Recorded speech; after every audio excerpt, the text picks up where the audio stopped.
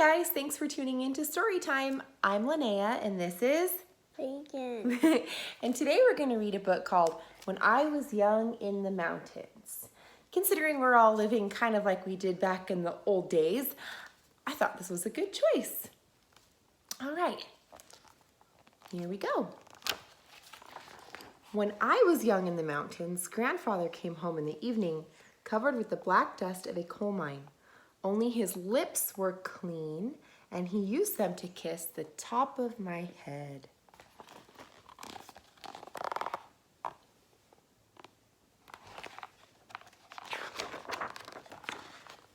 When I was young in the mountains, grandmother spread the table with hot cornbread, pinto beans, and fried okra. Look at that. I like the colors in this book. They're so pretty. Later, in the middle of the night, she walked through the grass with me to the Johnny house and held my hand in the dark. I promised never to eat more than one serving of okra ever again.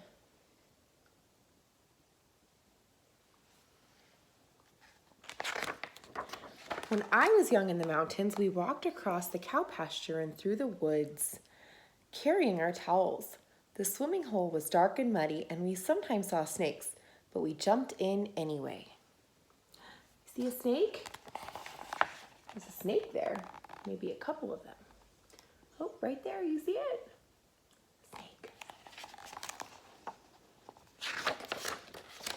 On our way home, we stopped at Miss Crawford's for a mound of white butter. Miss Crawford and Mr. Crawford looked alike and always smelled of sweet milk.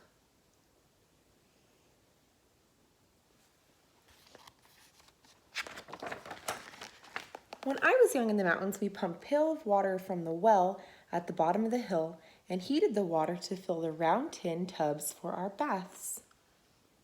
See that? You ever seen a well like that before? No, we get our water from the tap. Afterward, we stood in front of the old black stove, shivering and giggling while grandmother heated cocoa on top. Doesn't that sound nice? That's how they used to take baths back then. Hot cocoa sounds good. Yeah, you want some hot cocoa, Lincoln? Yeah. When I was young in the mountains, we went to church in the schoolhouse on Sundays and sometimes walked with the congregation through the cow pasture to the dark swimming hole for baptisms. Look at that. That's cool. My cousin Peter was laid back into the water and his white shirt stuck to him, and my grandmother cried.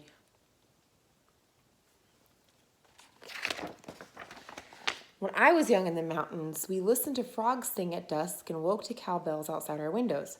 Sometimes a black snake came in the yard, and my grandmother would threaten it with a hoe. Just getting a snake.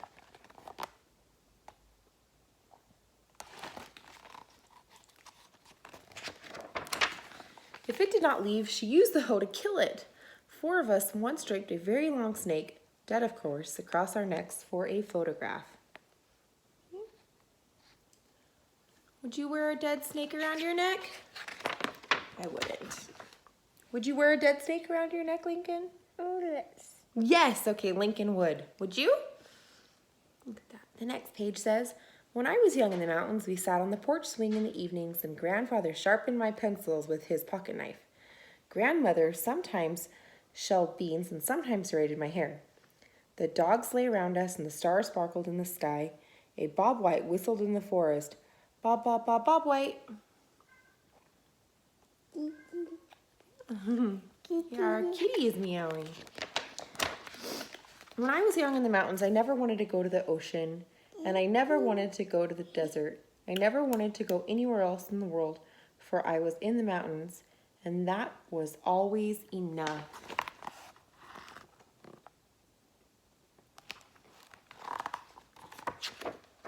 The end. Thank you for joining us on Storytime today. Tune in tomorrow for more great stories.